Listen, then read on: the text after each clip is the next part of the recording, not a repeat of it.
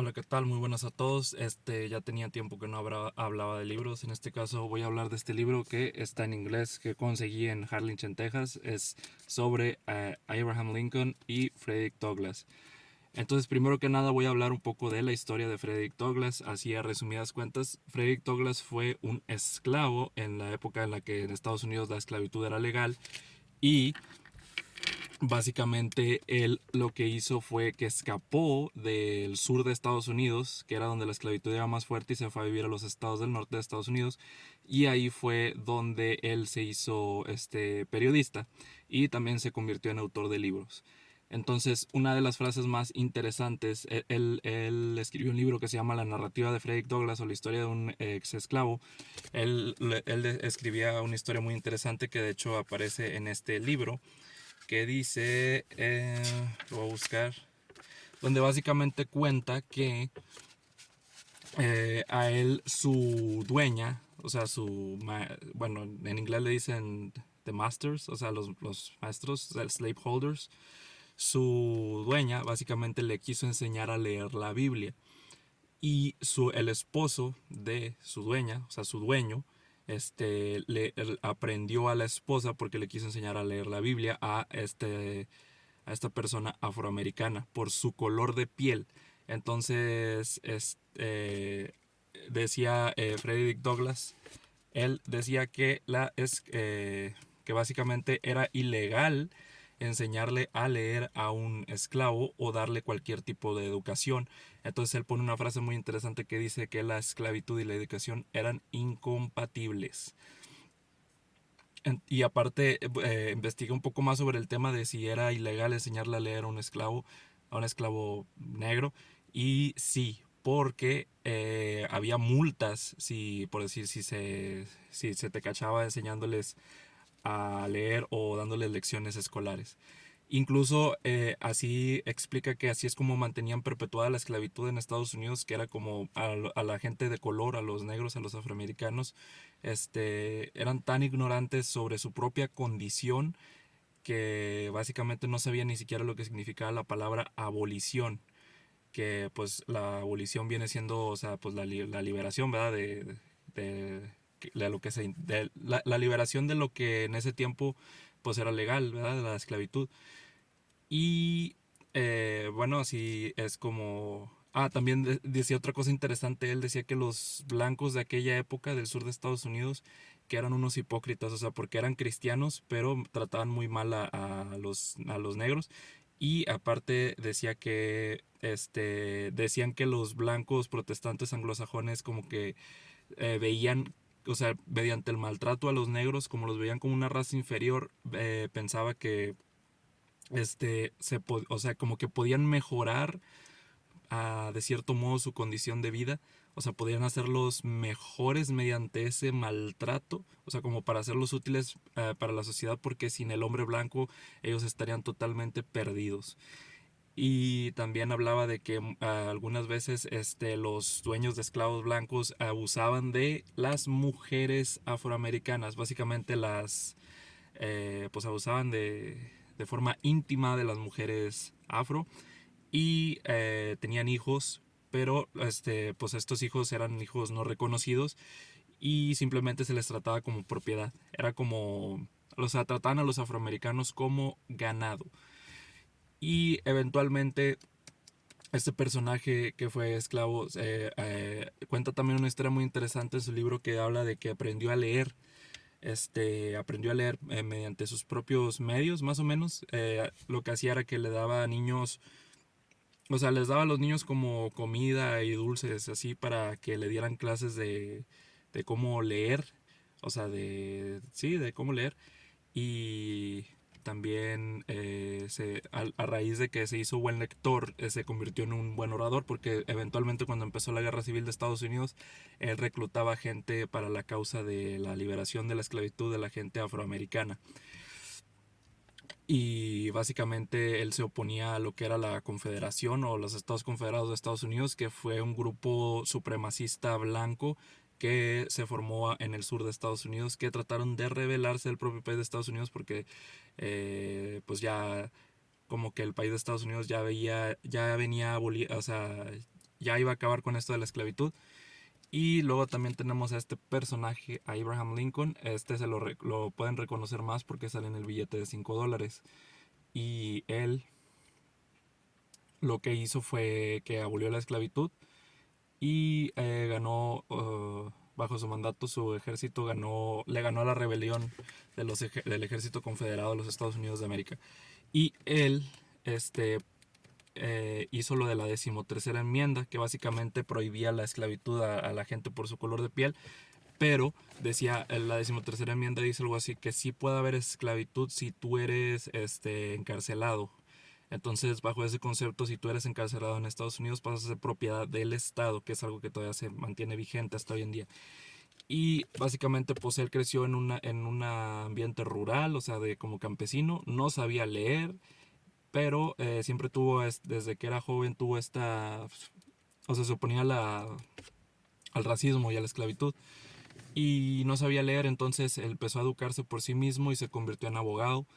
Y pues ya de ahí, siendo abogado, tuvo algunos bajones en su carrera política porque debido a sus discursos donde se oponía al racismo, a la supremacía blanca, los políticos de aquel tiempo de Estados Unidos, de 1860 y así, muchos le tiraban odio porque básicamente, pues cómo se atrevía él a hablar mal de la esclavitud, que era un sistema, o sea, pues de gente rica básicamente.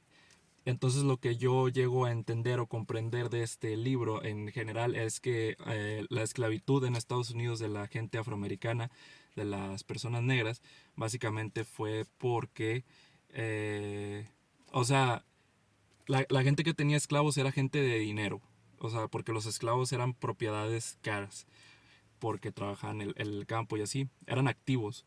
Entonces muchos de los políticos de aquel tiempo en Estados Unidos, que tenían influencia, mucha influencia política. Básicamente es como, por decir, hoy en día los que son políticos son gente que tiene dinero. Bueno, en ese tiempo en Estados Unidos los que más tenían dinero eran la gente que tenía esclavos. Y esa gente que tenía esclavos no quería que se liberaran los esclavos, o sea, la gente de color, porque iban a tener como luego esta competencia política entre los afroamericanos y luego la gente abolicionista y así iban a perder todo el control que tenían esos esclavistas dueños de personas.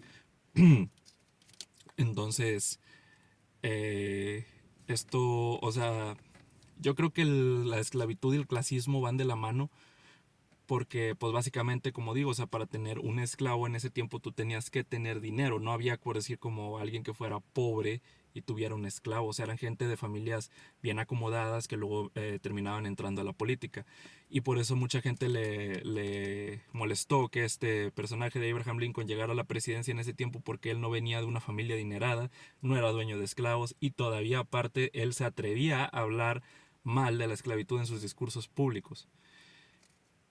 Y él, con el libro que hizo Frederick Douglass, el ex esclavo negro, con el libro que hizo lo empezó a moralizar la esclavitud porque mucha gente no entendía, o sea, por decir, él empezó a mover el libro que hizo en Europa, a venderlo más bien. Entonces la gente de Europa como que, pues la gente que nunca había vivido en esos entornos de esclavitud o no habían tenido esclavos, no entendían qué era la esclavitud y él hablaba como de esto, de que la esclavitud básicamente consiste en mantener a la persona ignorante, prohibirle leer, prohibirle tener cualquier tipo de educación, prohibirles utilizar como castigos, como forma de reforzar la obediencia.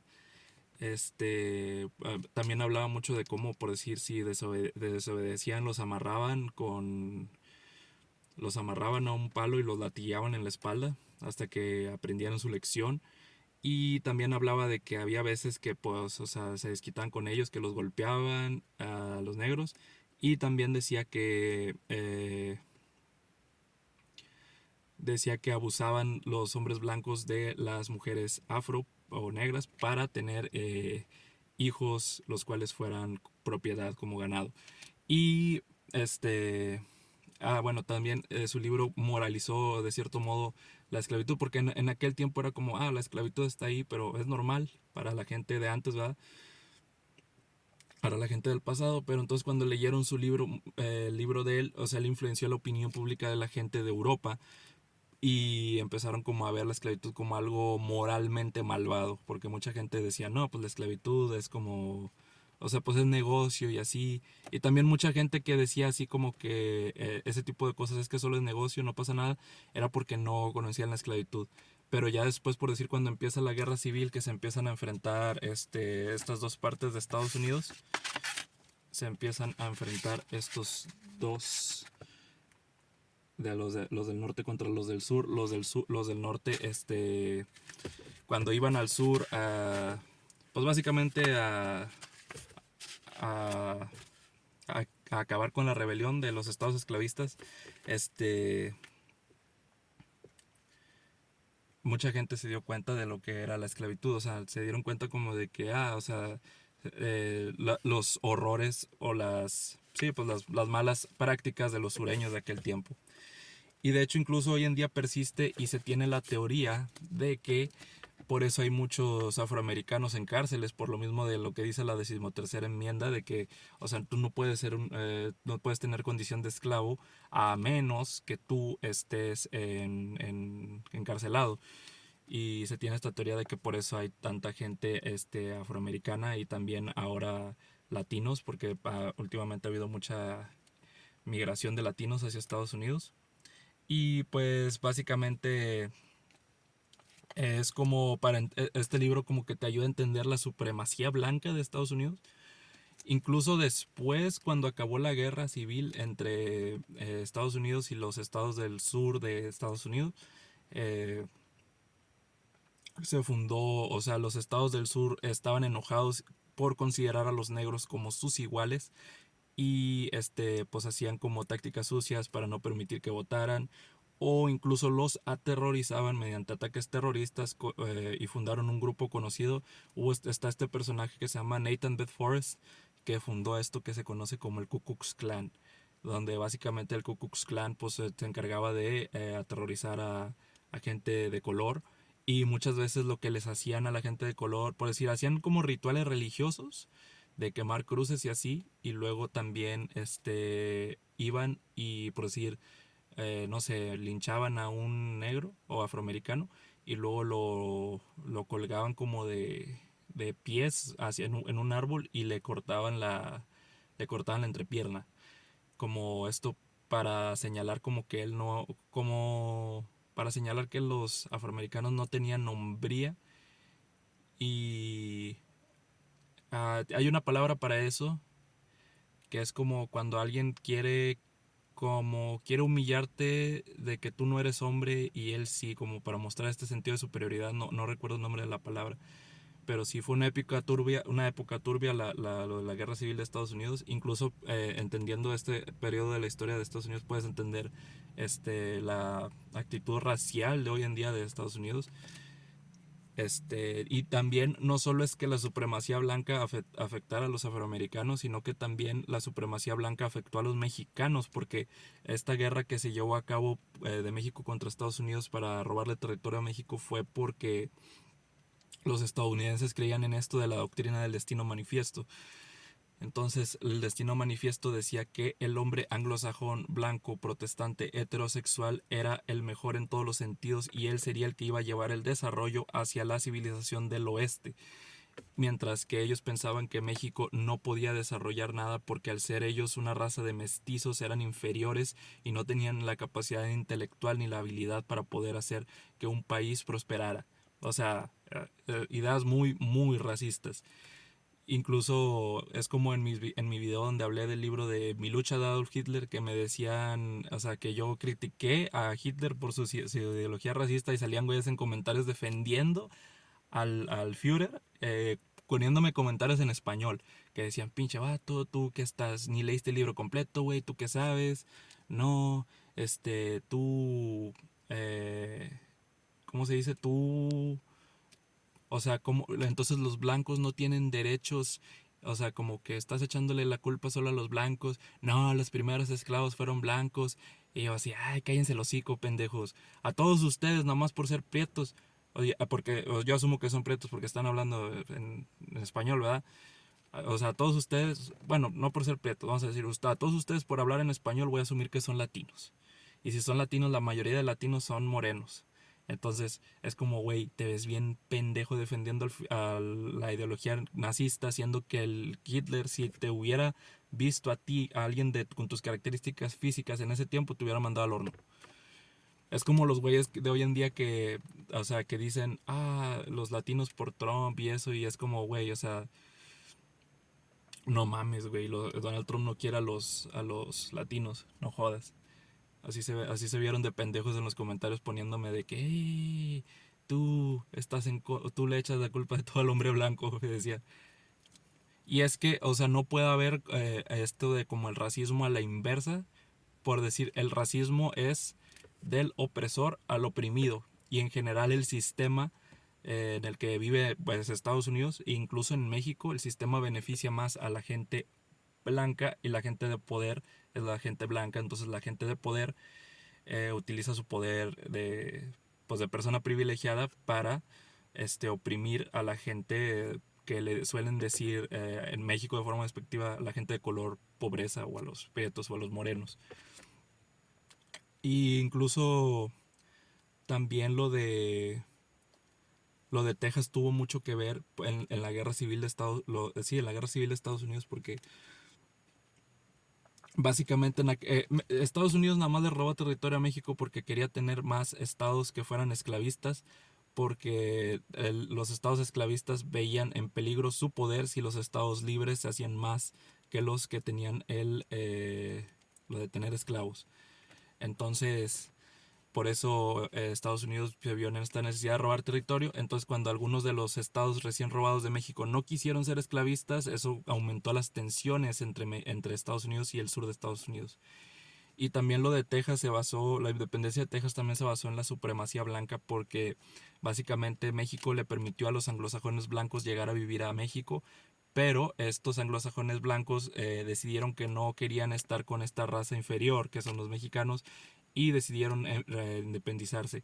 Aparte, otro aspecto importante a entender es que en México se abolió la esclavitud y Texas dependía muy fuertemente de la esclavitud porque muchos venían de los estados del sur.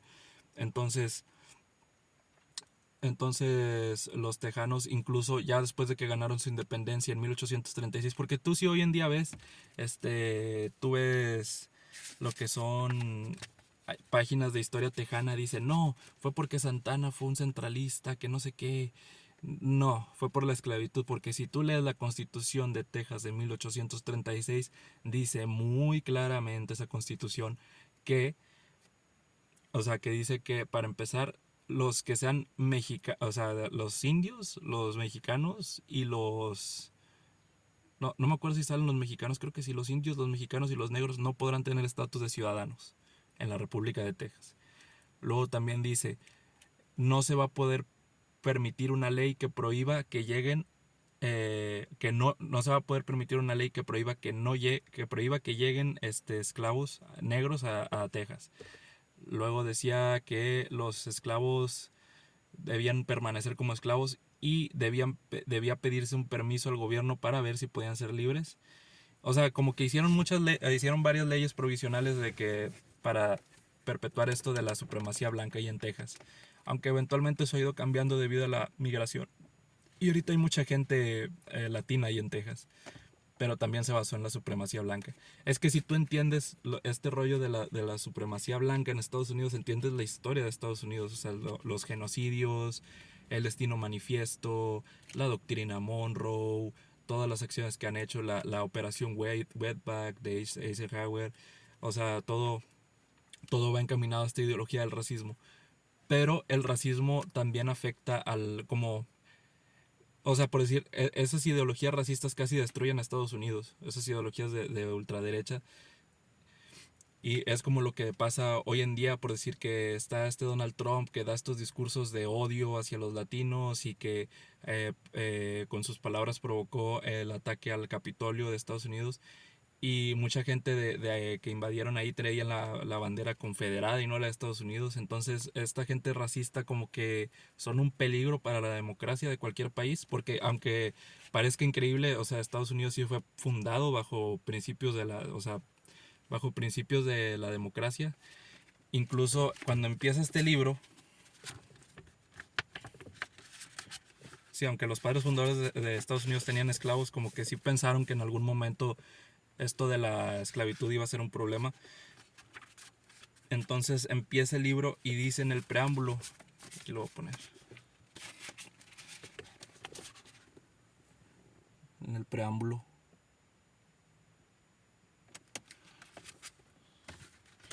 dice: We hold these truths to be self-evident, that all men are created equal, that they are endowed by their Creator with certain unalienable rights, that among these are life, liberty and pursuit of happiness. Declaración de Independencia, julio de 1776. Aquí dice: mantenemos estas verdades que son autoevidentes, que todos los hombres son creados iguales. Eso es lo que dice.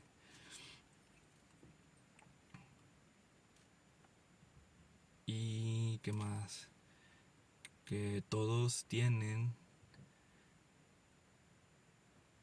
O sea, que todos por su creador tienen ciertos derechos inalineables, que entre esos están la vida, la libertad y la persecución de la felicidad. Entonces aquí está en la Declaración de Independencia que dice: that all men are created equal. Todos los hombres son creados iguales. Esos son los principios sobre los cuales se fundamenta la democracia en Estados Unidos. Entonces esto de la esclavitud era como algo hipócrita. Pero bueno, eventualmente llegó Abraham Lincoln, hizo el trabajo y logró abolir la esclavitud. Y bueno, pues otra vez Christian hablando de racismo. Ya hablé de racismo, de la historia del racismo alemán. Tengo toda una playlist hablando del libro de Mi lucha de Adolf Hitler. Y también tengo hablando del libro de Así hablaba Zaratustra. Pero yo creo que uno de mis videos más exitosos, por así decirlo, fue ese donde critiqué precisamente la ideología racista del Führer, que hablé del capítulo de la nacionalidad de raza. Y bueno, esto es básicamente el parecido, porque muchas de las cosas que sacó Hitler de la ideología de la supremacía, de las leyes raciales, de las leyes de segregación, se inspiró de los Estados Confederados de Estados Unidos. Y incluso, luego también, a raíz de que acabó este conflicto de la Guerra Civil de Estados Unidos, empezó en Estados Unidos este periodo de la época de las leyes Jim Crow. Y las leyes Jim Crow básicamente hacían alusión, o sea, Jim Crow era como una caricatura de un personaje negro del cual se burlaban de forma despectiva. Y básicamente la época Jim Crow era la época, por decir, que decía baño solo para negros, baño solo para blancos. eh, Había carteles que decían no negros, no perros y no mexicanos, porque los mexicanos también se vieron afectados dentro de ese periodo de la época de Jim Crow, porque como digo, o sea, también lo del este rollo del destino manifiesto va alineado con esto de la supremacía blanca también. Y bueno, eso sería todo mi resumen de este libro en inglés, The President and the Freedom Fighter. Y bueno, eso sería todo. Si les gustó el video, denle like, comenten, suscríbanse y hasta la próxima.